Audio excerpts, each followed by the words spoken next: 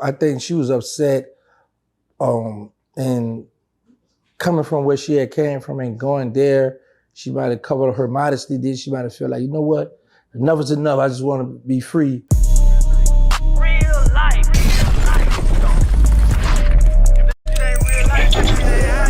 It ain't real life. Just ain't real. Real life street Starz. You know what time it is.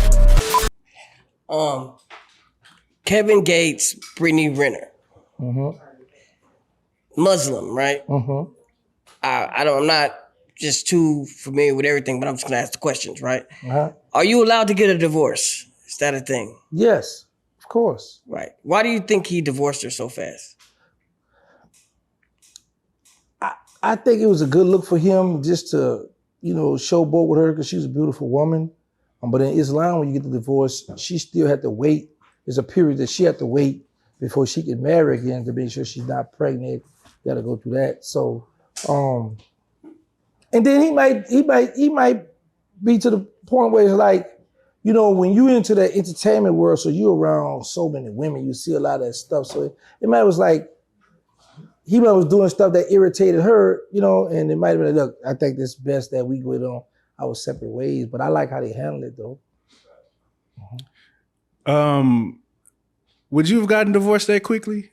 If you was See, if the woman got more money than me, no, I ain't trying to divorce her. No, not right now. No. No. So after the divorce, shortly after, she made a post without the burqa, and showing her natural hair. And a lot of people felt like that was weird, seeing as for so long she's been dressing and carrying herself a certain way. Is that weird is that usually a Muslim woman's practice? No, I think she was upset and coming from where she had came from and going there, she might have covered her modesty. Then she might have felt like, you know what? Enough is enough. I just want to be free. So, because I heard some people saying, yeah, now she's free, all that.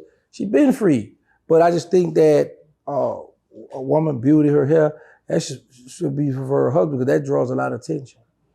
Like when women wear, we all could contest to this, when women wear makeup, perfume.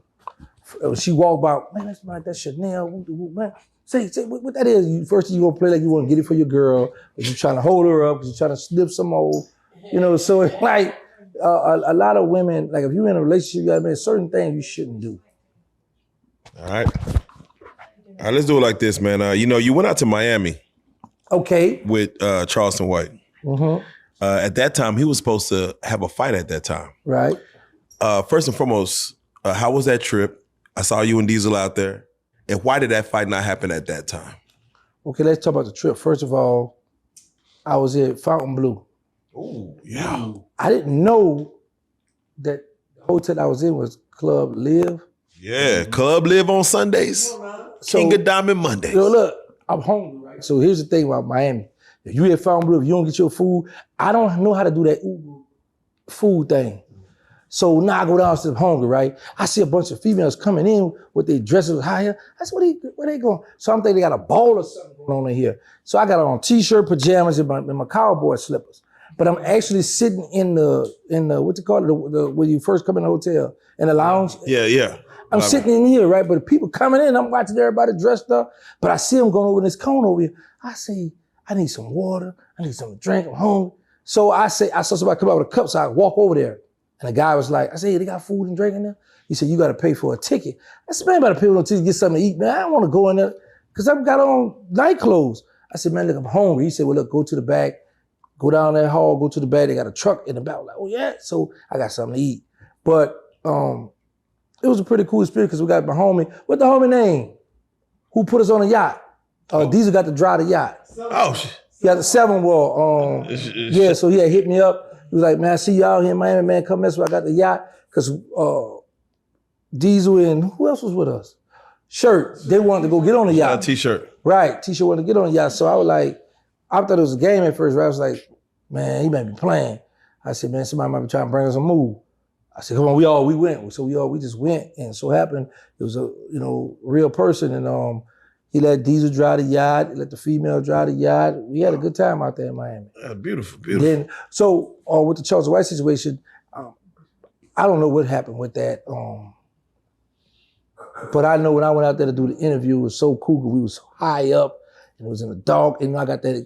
I watch you guys. I got the Yeah. You camera, didn't so got the same kind of shit. Big fact. So I went on and filmed that. It was nice, man. But yeah, I don't know why he didn't get a chance to fight then. But I saw him handle his business the other day. Yeah. What was your thoughts on that? Did you think the fight was going to happen? It was a lot of they had a face off. They had going back and forth. Who did you think was going to win versus the Island Boy and Charleston White going into the fight? I had a feeling Charleston was going to win because of this.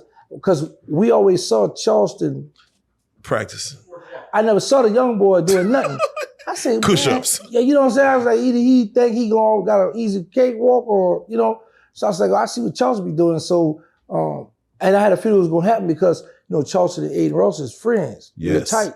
And when Aiden Ross face on it, he got some money. Right. So look, when they said it was in Nashville, I said, okay, Nashville, you can do whatever out there. Yeah, so, man.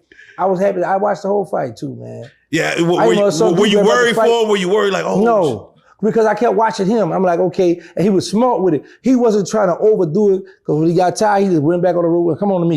You know what I'm saying? He leaned back. He took his time and I was like, all right, go ahead, handle your business, boy. You know what I'm saying? He was throwing them things too. I said, look at Charles. He made me want to tell the people, I got a few people I want to fight now. Oh, hey, hold on, wait. Maybe you and Charleston might. No, that's my boy. No, you don't got to be in the same weight class. Y'all just get out there. Nah, because he hit that boy hard. That young boy stuck. And he ain't about to hit me. I ain't going viral. No, he ain't not go giggity out. No. I ain't going viral. No, indeed, man. I ain't going viral. But the fact that you willing to say, I'm willing to jump in, you willing to do a celebrity boxing Nah, I match? was just playing, man. I'm a lover, not a fighter. Yeah, Diesel. I can't do that. Because the difference, see, Charleston don't care. Because he wants y'all to, you know, me, I'm gonna be mad. I'm gonna want to grab a Draco if you knock me out or you catch it. Go take me back to my old. Yeah, I'm gonna test that effort in on them new foreign guns they got. So I'm gonna stay out the ring. No. Do you even see yourself even like getting argumentative with people now, like a physical fight? Like, do you see yourself like, no, I'm ready to fight it? No, if I got to. I know where I come from. So, and I know how far I'm gonna go if we get into it. So I'm gonna think for me and you. My bad, I apologize. Right. He said I'm gonna think for me and you. Listen, man, for real, I just got to think for you and the next person out here. So I always tell people that sometimes it take a man to say I apologize or my bad. Let him think how he want to think. Man, I'm going home to my family. I'm about to go jump in this foreign whip, or I'm about to go to this club and enjoy life. Or like I've been flying so much now, man. Yeah, man. So listen, I'm enjoying life. So no, I don't think. And like I say, I always put myself in situations where I'm gonna make it home to my people. There you go. And I ain't gonna hang out with no goofies.